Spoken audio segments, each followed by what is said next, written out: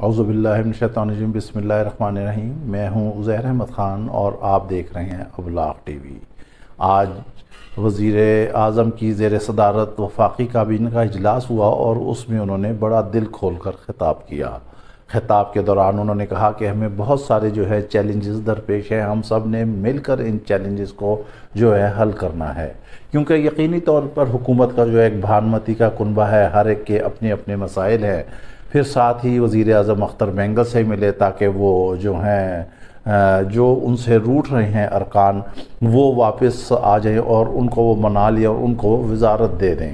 ساتھ ہی انہوں نے جو فواد چودھری ہیں سابقہ حکومت کے وزیر اطلاعات، انہوں نے کہا کہ یہ جو بھانمتی کے کنبے کی حکومت ہے یہ صرف 2 ووٹس پر کھڑی ہوئی ہے، جیسے ہی ایک ووٹ الگ ہوگا تو یہ حکومت کا ایک دم دھڑن تختہ ہو جائے گا۔ ساتھ ہی بلاول بھی گئے ہوئے ہیں، انہوں نے ابھی تک وزارت خارجہ کا حلف نہیں اٹھایا۔ اطلاعات یہ ہیں کہ انہوں نے کہا تھا کہ محسن وزیر اور داوڑ کو وزیر بنایا جائے، اس کی وجہ سے انہیں مسائل وہ درپیش سے انہوں نے شاید اس ناراضی کا اظہار نہیں کیا۔ چونکہ پیپلز پارٹی نے تمام آئینی عہدے مانگے ہیں، 4 گورنر مانگے ہیں، وزارتیں مانگی ہیں، وزارتیں تو انہیں مل گئی ہیں 4 گورنر، اس لیے وہ نواز شریف کو راضی کرنے کے لیے گئے تاکہ نواز شریف وہاں سے گرین سگنل دے دیں۔ یہاں آصف علی زرداری انتہائی سمارٹ گیم کر رہے ہیں اور ابھی تک جو پی ڈی ایم کے روح رواں تھے، جو سب سے زیادہ شور مچاتے تھے، جو کہتے تھے استعفے دے دو، ایوان خالی کر دو، یہ کر دو، وہ کر دو، ہم یہ کر دیں گے، ایسے کر دیں گے، جی ہاں مولانا فضل الرحمان ابھی تک وہ کہیں بھی کسی حصے میں نظر نہیں آ رہے کہ ان کو آخر کیا ملے گا، وہ صدر بنیں گے یا نہیں بنیں گے، کیونکہ پیپلز پارٹی کہہ رہی ہے کہ صدر مملکت کا عہدہ بھی وہ آصف علی زرداری کو ملنا چاہیے۔ صدر کا مواخذہ کرنے کے لیے 2/3 اکثریت کی ضرورت ہے، ابھی حکومت کے پاس 2/3 اکثریت بھی نہیں ہے۔ پھر ایک اہم بات یہ ہے کہ اتنے دن ہو گئے ہیں ابھی تک ایوان حزب اختلاف، قائد حزب اختلاف کے بغیر چل رہا ہے۔ اب حکومت کس کو قائد حزب اختلاف بنائے گی؟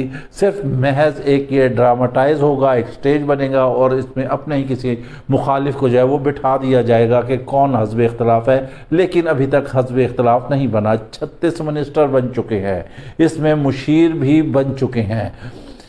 پی ٹی آئی کہتی ہے کہ 36 میں سے کم از کم 32 وزیر ایسے ہیں جن کی ضمانتیں ہیں یا جن پر مقدمات بنے ہوئے، ایون دین وزیر اعظم پہ بھی ایسے ہی معاملات چل رہے ہیں منی لانڈرنگ کے، لہٰذا یہ سارا وہ تو انتہائی سخت الفاظ استعمال کرتے ہیں، وہ کہتے ہیں یہ سارا چوروں کا کنبہ ہے، لیکن بہرحال دیکھتے ہیں کہ کیا ہوا ہے اور کیسے ہوا ہے۔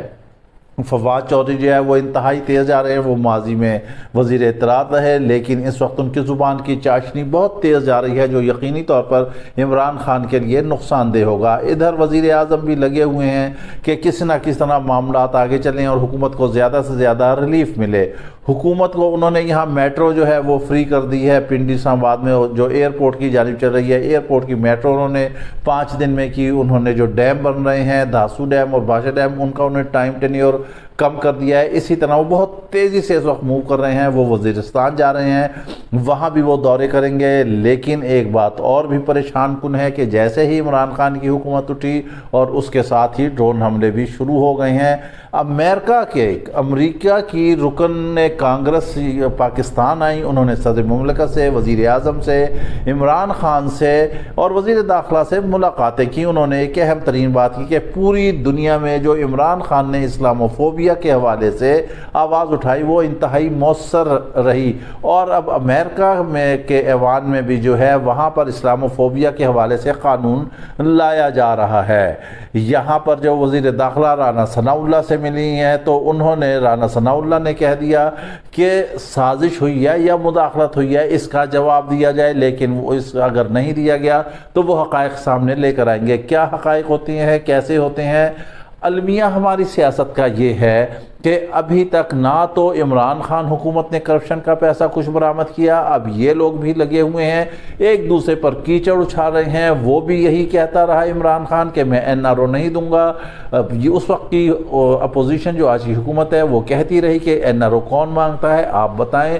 انہوں نے کہا اس نے پیسہ لوٹا ہے، وہ چور ہے، وہ ڈاکو ہے، مگر کچھ پیسہ نہیں نکلا۔ سکینڈل ہوتے رہے، کچھ بھی نہیں نکلا۔ اب نیب کے حوالے سے بھی ایسی ریومرز چل رہی ہیں، خبریں چل رہی ہیں کہ انہوں نے انویسٹیگیشن پر اربوں روپیہ خرچ کر دیا ہے، کروڑوں روپیہ خرچ کر دیا ہے، لیکن اس کا رزلٹ کچھ نہیں نکلا۔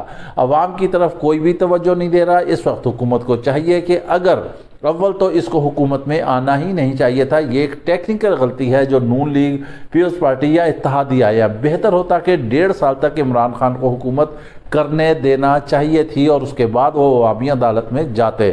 لیکن یہاں پر اس وقت جو حکومت بنی ہے نون لیگ اور پیپلز پارٹی، اس نے عمران خان کو آکسیجن دے دی ہے، ان کی سیاست کو دوبارہ زندہ کر دیا ہے۔ وہ سیاست سے قطعی طور پر آؤٹ ہوتے جا رہے تھے، PTI میں اختلاف ہوتے جا رہے تھے، وہ بھی آؤٹ ہو جاتی ہے، لیکن انہوں نے ایسا کام کیا کہ ان کی سیاست کو جلا مل گئی۔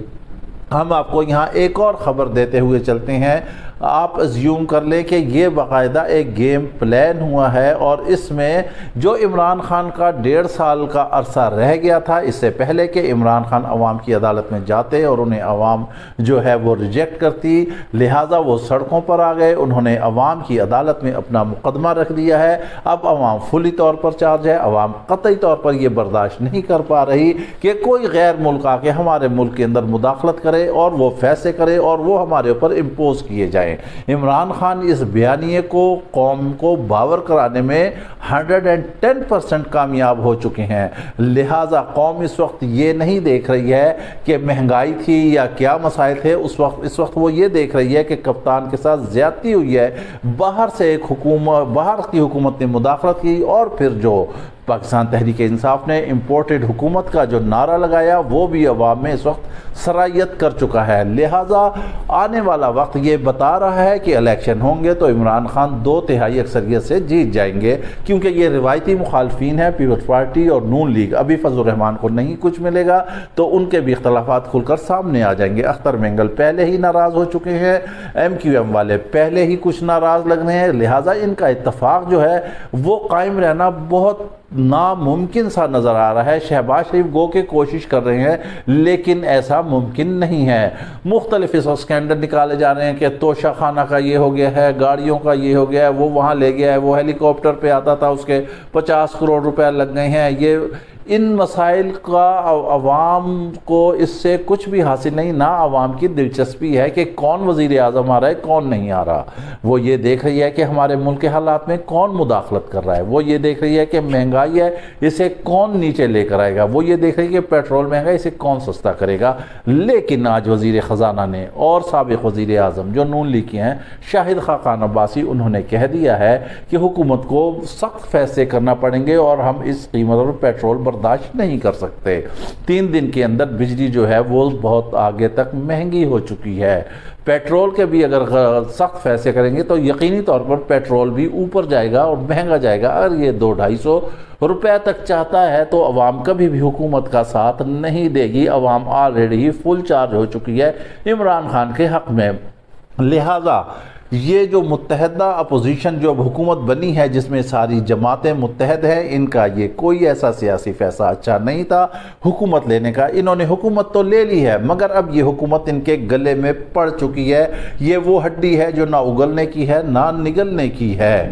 یہ الیکشن میں جاتے ہیں تو انہیں شکست نظر آ رہی ہے، یہ حکومت میں رہتے ہیں تو انہیں عوام کی طرف سے جوتے پڑنے کا بہت زیادہ احتمال ہے۔ پیٹرول مہنگا ہو لینے دے، پھر آپ دیکھ رہے ہیں کہ عوام کہاں جاتی ہے۔ عمران خان پھر کہے گا کہ دیکھ لے یہ سارے اکٹھے ہوئے تھے صرف اپنے ذاتی مفادات کے لیے، صرف ایک بندے کے پیچھے یہ ہیں اور یہ مجھے سیاست سے آؤٹ کرنا چاہتے ہیں فارن فنڈنگ کیس میں۔ لیکن جب عوام پیچھے آن کھڑی ہو جائے تو اس وقت معاملات مشکل ہوتے ہیں، اور یہ بات بالکل حقیقت ہے کہ کسی کی کیا ہمت کیا جرت کہ ہمارے ملک کے معاملات میں آ کر مداخلت کرے اور وہ حکومت گرائے۔ مبینہ طور پر جو بھی امریکہ کی طرف سے الزامات آنے ہیں، امریکہ نے اس کی تردید کی ہے، لیکن عمران خان کہتے ہیں کہ نہیں، یہ بالکل صحیح بات ہے کہ میری حکومت کو جان بوجھ کر ٹاپل کرایا گیا ہے تاکہ جو مسائل میں اٹھا رہا تھا وہ مسائل حل نہ ہو سکیں، کیونکہ جو بھی مسلم امہ کا لیڈر آگے بڑھ کے آیا ہے اس کے ساتھ یہی ہوا ہے۔ تاریخ آپ دیکھ لیں، بھٹو کے ساتھ کیا ہوا، شاہ فیصل کے ساتھ کیا ہوا، لیبیا کے کرنل قذافی کے ساتھ کیا ہوا، صدام حسین کے ساتھ کیا ہوا۔ ایران کے پیچھے بھی امریکہ پڑا ہوا ہے، لہٰذا مسلم امہ کو اپنی صفوں میں اتحاد کی ضرورت ہے، اور اگر کوئی لیڈر بن کے نکل رہا ہے جو قرآن اور سنہ کی بات کرتا ہے، جو مسلم امہ کی بات کرتا ہے، تو یقینی طور پر پوری امت مسلمہ اور بشمول خاص کر ہمارے ملک کی عوام اس کے پیچھے کھڑی ہے۔